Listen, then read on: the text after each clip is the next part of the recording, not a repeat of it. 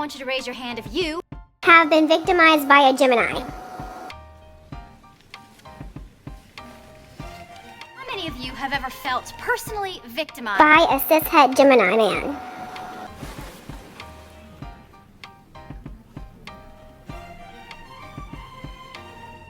This mist. Is that really the secret behind the glow, Tatcha? Might be that and chicken. Oh. I feel like he weighs 20.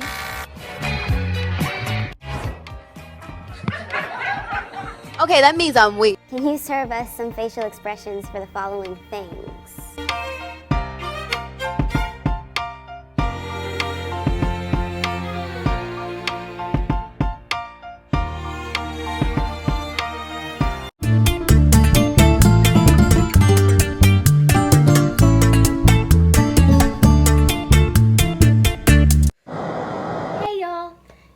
Welcome back to my channel.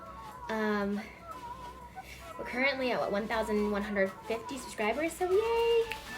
Thank you all for my family. I never did thank you before, but I mean, it's been a little bit higher for a while, so I'm so excited that you guys are here and watching my video. If you don't know me, I'm Damasceno. I am a beauty and social commentary YouTuber. I do 2 segments, one called Make Mythology Mondays, and feisty feedback. So if that's what you're into, make sure to go ahead and subscribe. I post every Monday. Now today we're doing a segment called Obsessed with Astrology, which is a subset of Make Mythology Monday, but focused on the signs of the Zodiac. Make sure that you like, share, subscribe to this channel.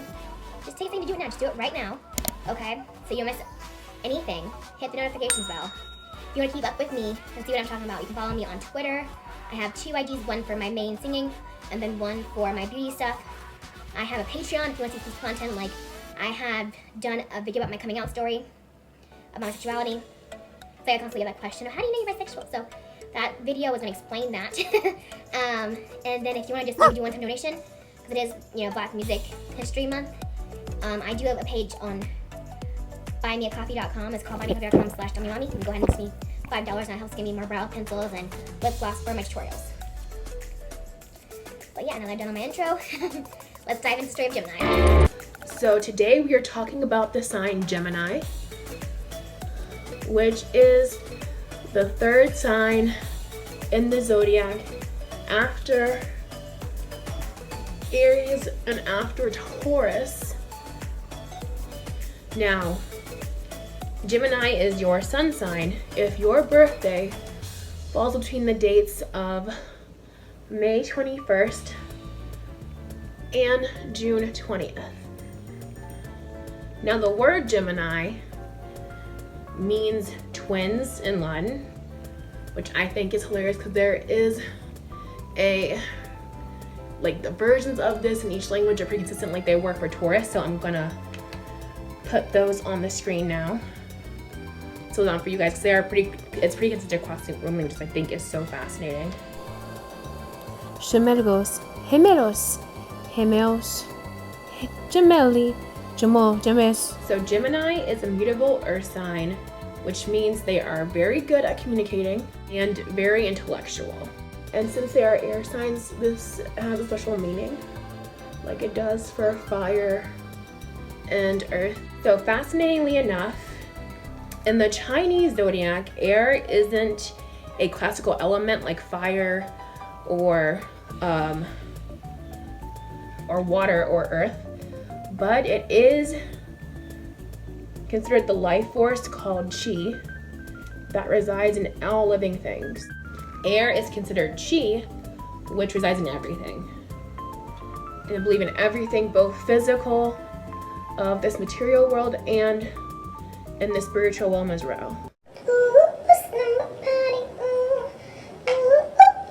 Special thing about air signs is that they can drift anywhere from different places onto different people, and they are not really contained by space. They are very unlimited by space and time. Very charismatic. A little charmer. Gemini is a mutable air sign, and The meaning of the modality of being mutable means that they mediate change and are able to frequently change their modes of expression. The mutable air sign Gemini,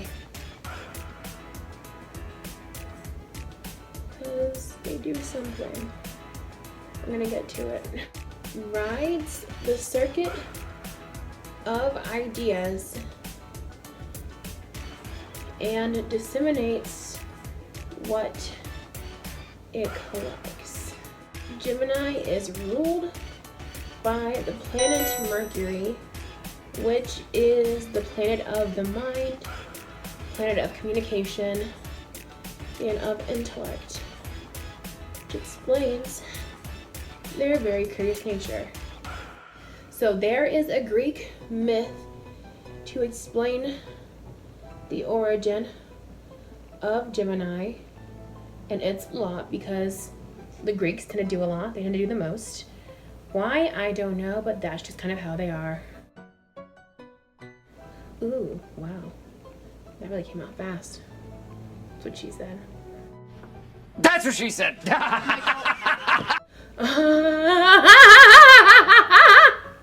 That was not funny. But anyways, the story of Gemini is represented by the story of Castor and Pollux, and they are both sons of Zeus, who, as we can tell from other stories, will stick his metaphorical dick in anything, mortal or immortal. So their mother is a mortal woman named Leda. Poor Leda. You got mixed up with Zeus. Zeus is a man whore. Zeus is nasty. Like, Zeus got at least 1,000 baby mamas. Why? Now, she was the wife of the king of Sparta. Of course. Doesn't stop Zeus, the hoe of Olympus. The man is nasty. So the main version of this myth states that Zeus seduced and or, well, I consider rape. It's deception, but that's just me. Leda, by disguising himself as a swan. See how he gets him? He's not even being himself. Like, Zeus is gross. Hashtag Zeus is predator. Has sex with Leda, and that's that. Later on that night, she also got it popping with her husband, and from these two unions, and one night, she ends up pregnant. Like, damn. And the even stranger part is that she hatched 2 eggs with children, which, like, is it because Zeus was a swan when he seduced her, so that's why she hatched eggs? Is this starting for bestiality? Leda hatched 2 eggs with 4 children. Children that were both 2 which were mortal and 2 that were immortal, because again, they have 2 different fathers. Like, how is she both a wife and a baby mama? Like, why is ancient Greece on some love and hip hop shit? Like, that's what I want to know.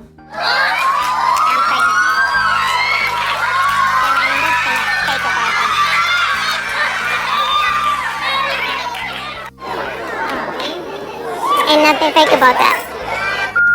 Just got real, yeah. For story's sake, we know that Castor and Pollux were 2 of the children that Leda hatched. First kids are children of Zeus end up having pretty epic lives. Child the only benefit of having him as your dad. Besides that, he's a deadbeat. The other 2 children were Polydeuces, and Helen, who would later become Helen of Troy. And so she was mortal, and Castor was mortal, am I right? Was the twin that was immortal and had super strength. Pollux was considered, you know, son of Zeus, and then Castor was considered the son of the king of Sparta, whose name I'll put on the screen because it's like Tyrannus, but it's really cute because they don't let those differences come between them. It's probably one of my favorite things I love about the story. But it's like, you're immortal, but I'm immortal, but that doesn't matter.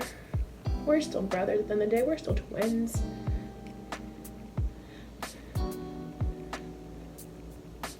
Which, of course, I love that energy.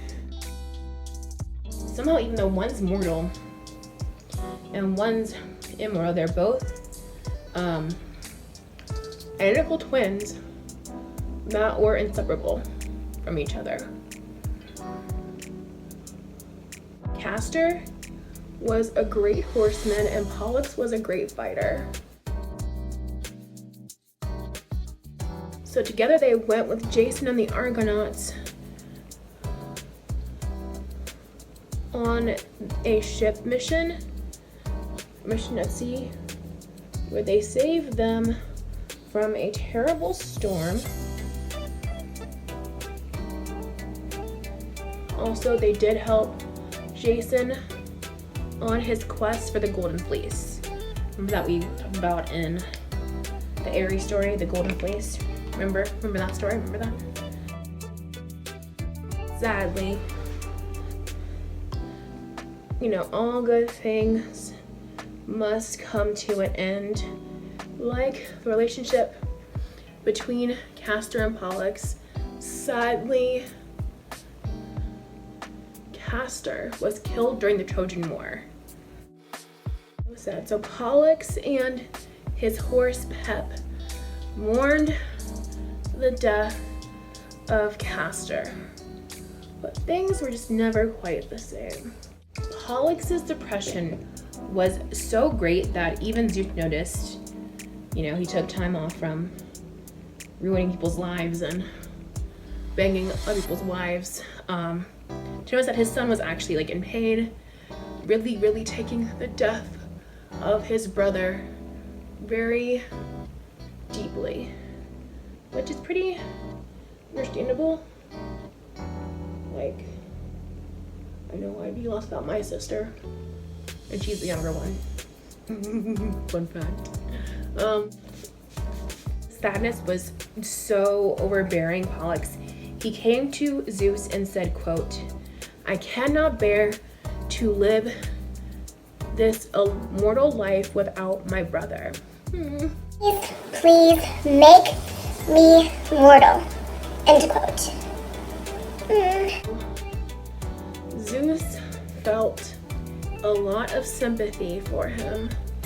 Zeus saw that the bond between Castor and Pollux could not be broken. Not even death could make them part. That's part of like your marriage vows, like to death be part, like death, like you're free. Like death could not even stop Pollux from loving his brother Castor. We love to see it. Zeus immortalized Castor and Pollux with the constellation in the sky known as Gemini. Get in my...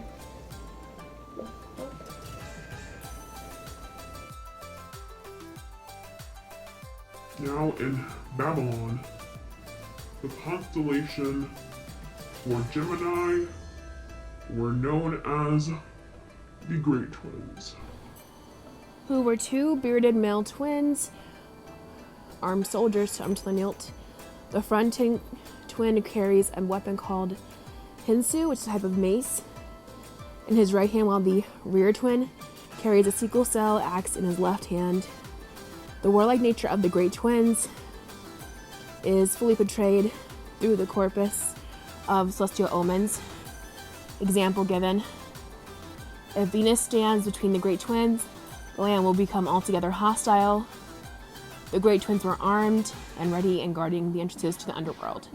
In Babylonian tradition, there were 2 entrances to the underworld for two solstices, winter and summer. The winter entrance is used by discarnate souls journeying to the afterlife. The summer entrance is the one used by souls of newborn babies to enter the world of man and living man. The twins guard this entrance to prevent the ingress of evil demons and try to plague mankind. The tale of Gemini is super duper fascinating. From all parts of the world, this myth reminds us of sincere brotherly love, of people who don't care about their differences and are prepared to do anything for each other. The sign and constellation of Gemini represent the link of heaven and the underworld and can represent someone's near-death experience or any sort of tense contact with death. Obviously, twins are powerful, as well as those born with any Gemini placements. I did some math to figure out what exactly are the odds of twins being born Gemini suns. First, everybody has a 1 out of 12 chance of being born under the sign Gemini as their sun sign. Second, there is one set of twins born in every 250 births occurring naturally. So not taking into account people who use like fertility drugs and things like that. Because those kind of drugs do increase the likelihood of having twins or multiple births in general. But I'm just thinking of twins that occur naturally, genetically. It's about 1 in 250 births. So after a vicious half hour of math, lots and lots of math that hurt my little polyglot brain, because math is not my thing. My sister's an engineer, that's her thing. Math and I are mortal enemies, but I did it because I just want to know what the odds were. So the odds of twins being born under the sign Gemini as their sun sign is 3 10,000ths, okay, which is 33.3 out of 1,000, which is a third of 100, which means like 0.33 of 100. So extremely slim. The odds of twins being born under the Gemini sun sign is pretty much a statistical anomaly, but there are some notable births under this phenomenon, which I think is totally fascinating.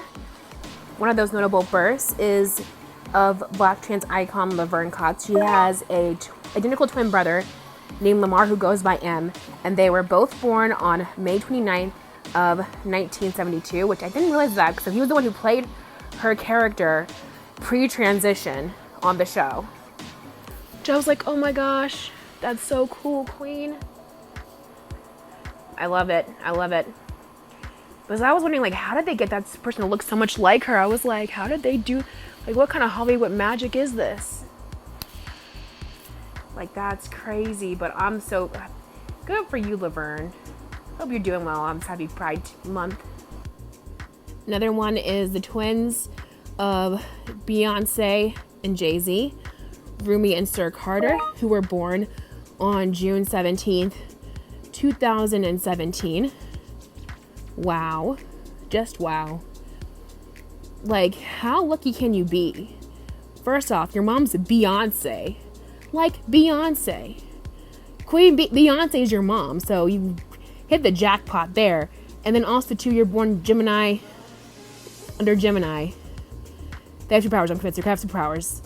Like, their mom's Beyonce. They have superpowers. And last but not least, the legendary Mary-Kate and Ashley Olsen, who were born on June 13th of 1986. Now, you're only a real if you remember them from your childhood. Oh my gosh, they are icons. Just from Full House to their own little like disc sets, movies. Oh my gosh, I wanted to be Mary-Kate and Ashley when I grew up. And I know it didn't receive a lot of good press, but I loved New York Minute. That's a good movie. I don't hear what nobody else say. I enjoyed it. So Wayne was in it. Mary-Kate and Ashley are icons. They were confession now. Icons, period, point blank. Now to enjoy pictures of me looking hot. You're welcome.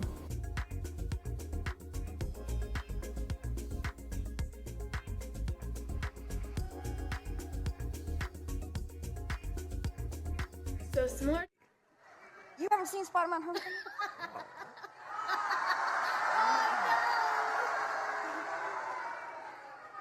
I haven't seen the Falcon. Oh no, there isn't one. Sorry.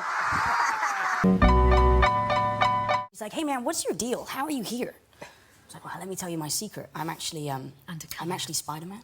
She's like, dude, you're fucking nuts, bro. What the hell? Really? And I'm like, no, seriously, I'm Spider-Man. Obviously, none of my movies had come out. No one knew about it. It was a big secret. So I just looked like some nutter that showed up for 3 days and then disappeared.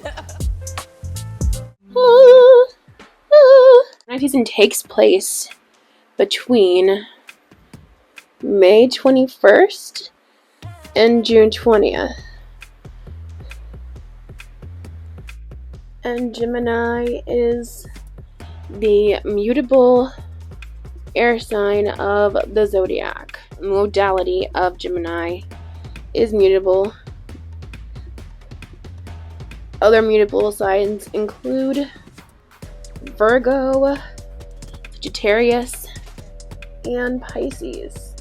Mutable signs are characterized as being adaptable, as it comes from the Latin word mutabilis, which means to mutate or to change.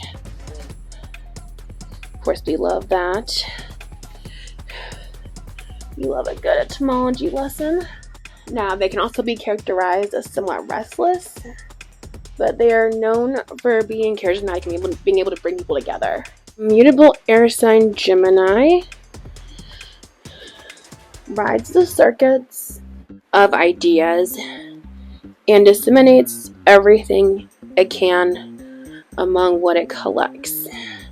Now, Gemini is the first air sign of the Zodiac. The other air signs include Libra and Aquarius.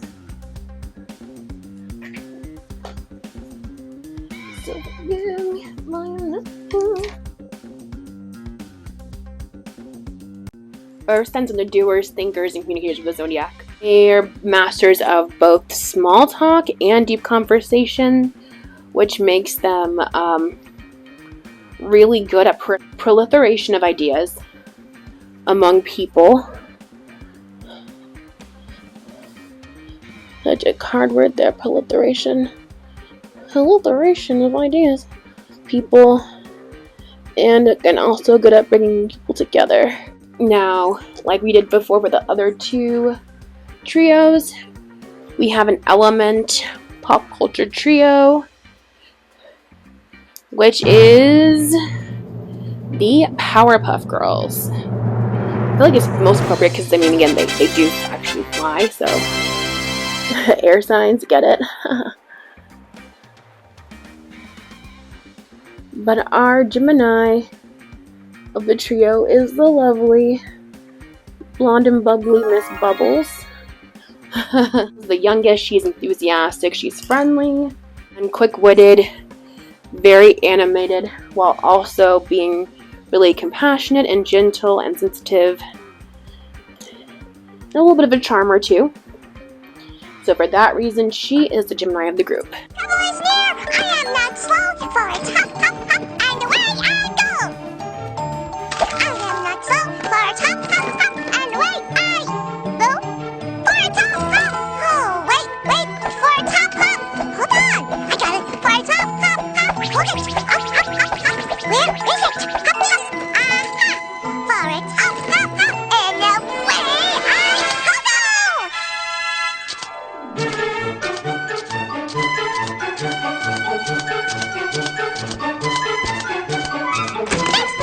You're welcome. Hurry up now. I'm just going to do a couple of tests. But, Professor, we don't have time. We have to stop the giant ant. I know, but this won't take any time at all. Okay, day. And these glasses are there to help you be at 100%. How do I look, Professor? Bubbles, you look super. Yeah, we were just kidding. Now let's get that ant. Come on. Thanks, Professor. Now, Bubbles. Yeah? Don't let anything your sisters say get to you. Promise? I promise. Not fair. I'm just as tough and strong and mean as Buttercup and Blossom, but they just don't believe me. They'll treat me like a baby. I'll show them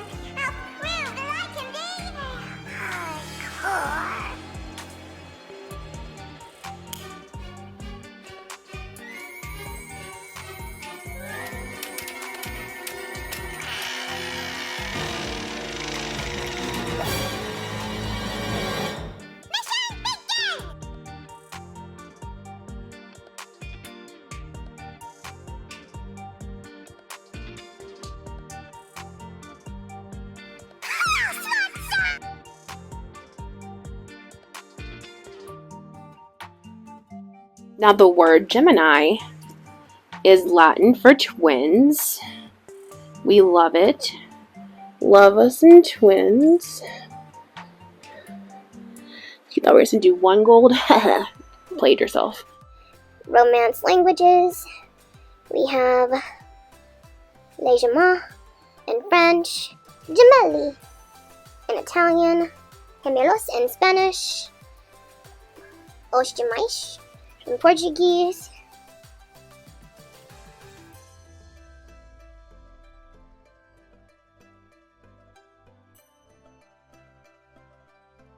Okay, throughout human history, twins have been both feared and revered, especially since twins only make up about 3% of natural births. Significant because we use fertility drugs, but births are a little bit more common. So they only naturally occur about 3%. Twin deities and mythological creatures constantly crop up in many cultural traditions. And they were very common across cultures of the ancient world. They were thought to represent the duality of the universe, of being both good and evil. The hee Raham laughing twins are immortal twins who are meant to symbolize joy and harmony and believed to bring good luck. Believe from Chinese culture. And then the birth rate of twins in West Africa is 4 times higher than the global rate. So they definitely play a powerful role in West Africa, particularly in Nigeria. The Yoruba people of Nigeria believe twins are spirit children with an unnatural closeness to the supernatural. And they are said to either bring great good or great evil to their families, which they're born in. Twins are known as Taiwo and Kahinde. Now in medieval Europe, twins were seen as evil omens that were brought upon a community as a result of witchcraft or sin. Fun. Witchcraft or sin. It's a very common literary device to have characters with evil twins in medieval Europe. That was partly why. Must be airing the community out, being like, guys are sinners. Come to wreak havoc on your community.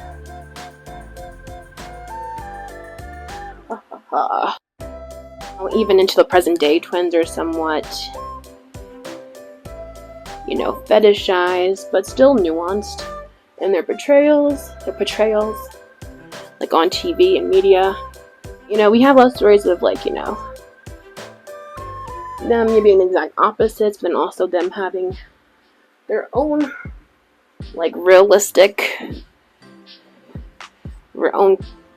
traits and interests as people. So twins have always been able to kind of straddle the bridge of what is real and what is fantasy, which I think is probably why they fascinate human people. I'm not human. Now, the great twins of Babylon were regarded as minor gods in Mesopotamia, and they were named Meshlamateya, which means the one who has arisen from the underworld, and the other name is Lugalira, which means mighty king. They guarded the gates of the underworld. I remember we said that last time. And they were believed to have chopped while they let the babies go to Earth during this season of the year, they also believe to chop the dead up into pieces as they entered the underworld. I'm not necessarily sure if that was during the same time of the year. I don't think it is. Probably during Sag season when talk about the souls being guided into an afterlife. But it's just so fascinating. Both fun parts of the afterlife. Of handling the new lives, being born into the world, and then we need to chop up the people that are coming through. Now, in Egypt, the Gemini constellation was known as the Pimani, which means the two stars / the united. They were depicted as a man and a woman holding hands to symbolize duality and opposites uniting. Of course, always man and woman.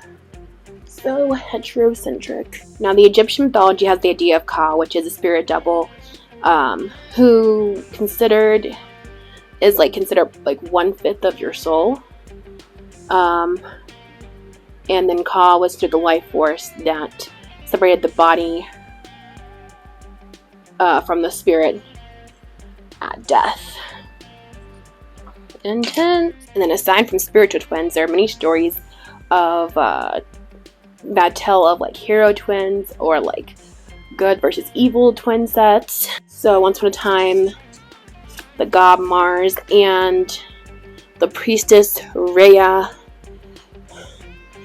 conceived twins that would overthrow Mars, and goddess conceived twins named Romulus and Remus. So, the king Amulius feared that the twins would overthrow him, so he ordered for them to be drowned in the Tiber River.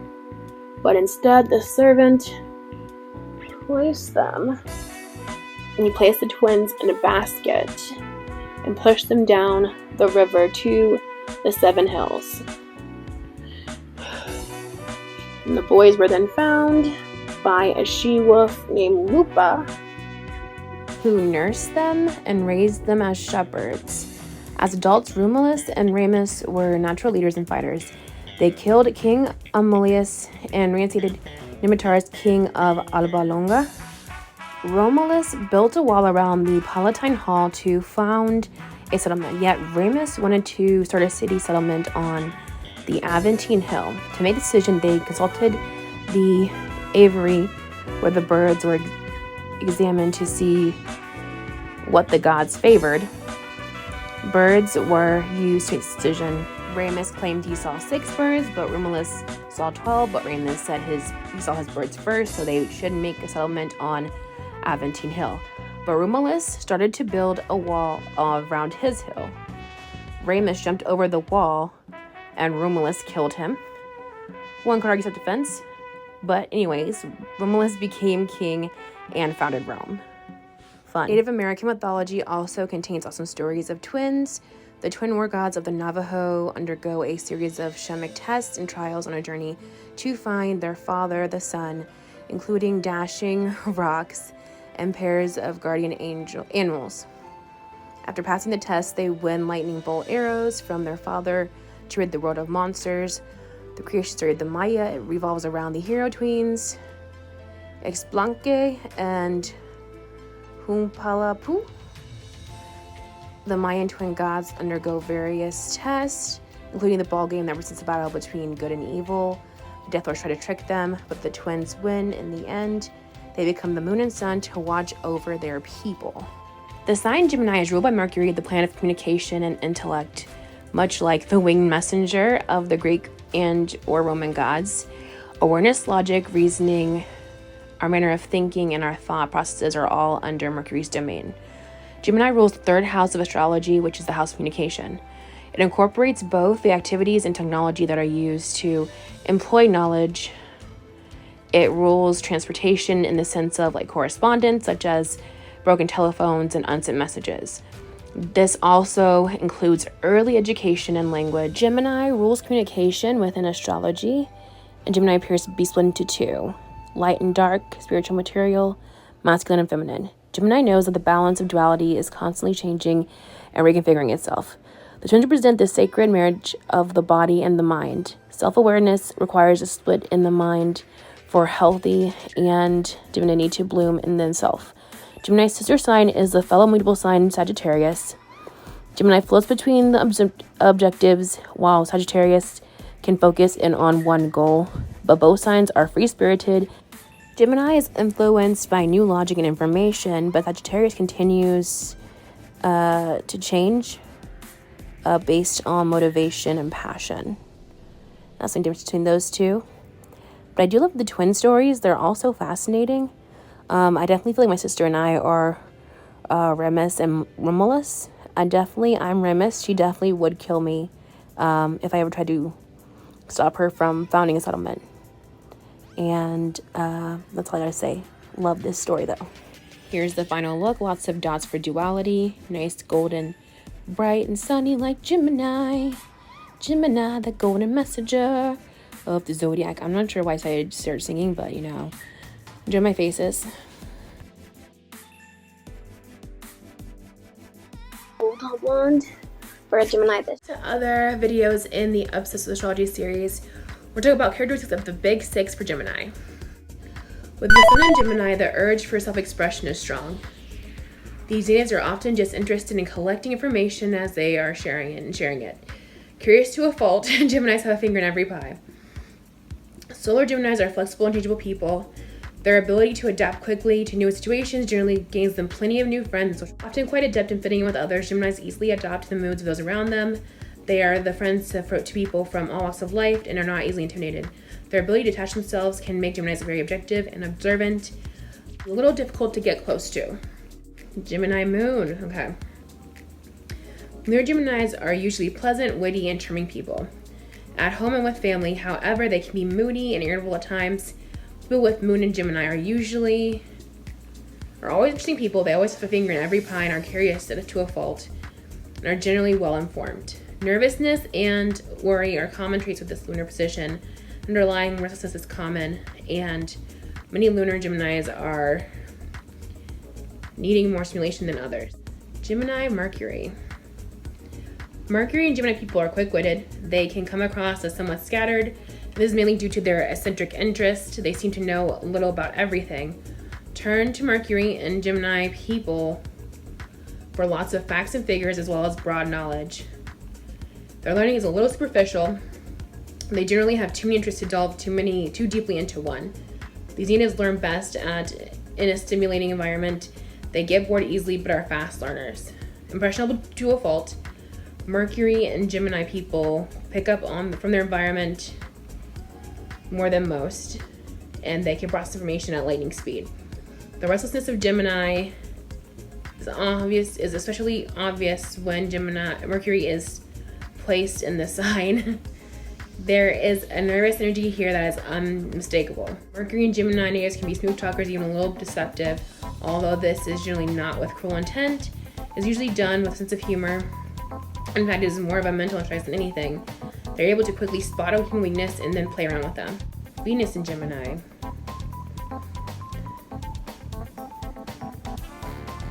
Venus and Gemini people will try to win over the object of their affection with witty conversation, displaying just how much they know and demonstrating their diverse interests. These lovers are playful. Some might even call them a tease. They are hard to pin down. They resist relationships that promise to become too comfortable.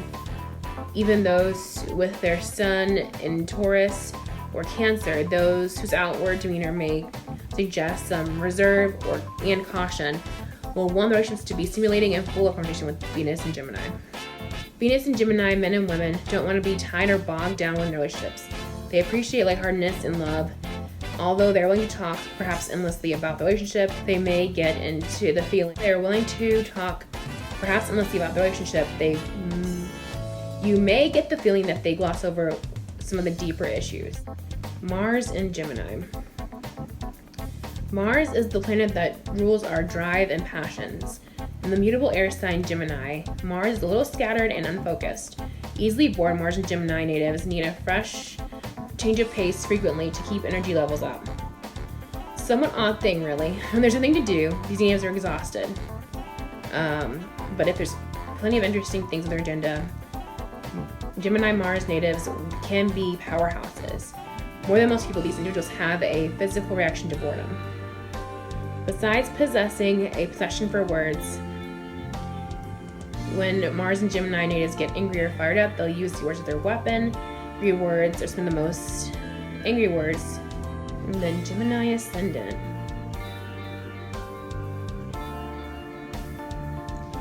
Those born with Gemini rising see the world as a place to learn. They are curious about people around them. Gemini is mostly interested in learning, moving about in their social circles. These people love to ask questions, to move around freely, and to mingle. Definitely restless and often quick in physical expression, natives of the Gemini Ascendant exude an air of impatience even if they don't mean it. In fact, there is a cleverness to Gemini Ascendants that can intimidate them, especially since they're bold.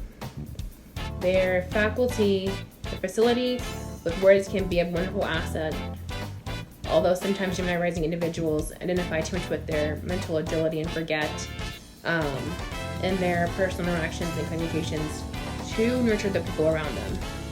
That's fascinating, yes. It just seems Chiron Gemini is a wound of wars, which means that they will feel different from others due to communication and intelligence issues and business learning disability.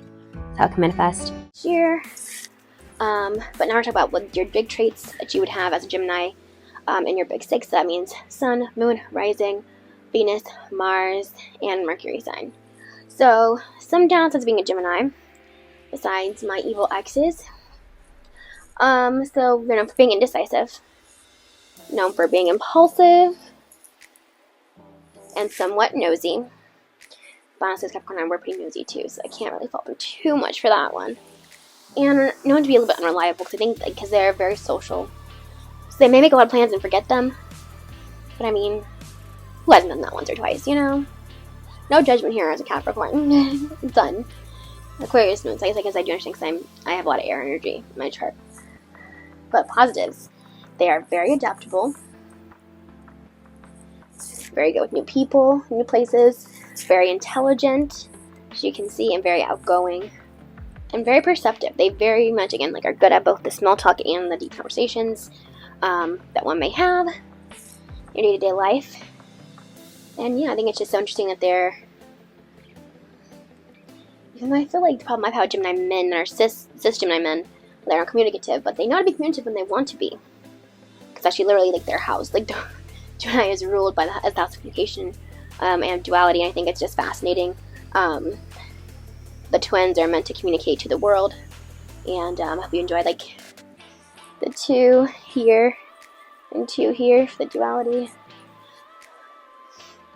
But yeah, I just want to know down below which did you enjoy more. Do you enjoy this look, or they look from last year? It's a tie for me, honestly. Like, they're both my babies. I feel like I can't choose one over the other. But let me know what you think about the story of Gemini and the twins, and it being sister sign of Sagittarius. Well, that was fascinating too. But leave a like, share it to your friends, be sure to subscribe to the channel, and I'll see you next time for the Cancer episode. Bye!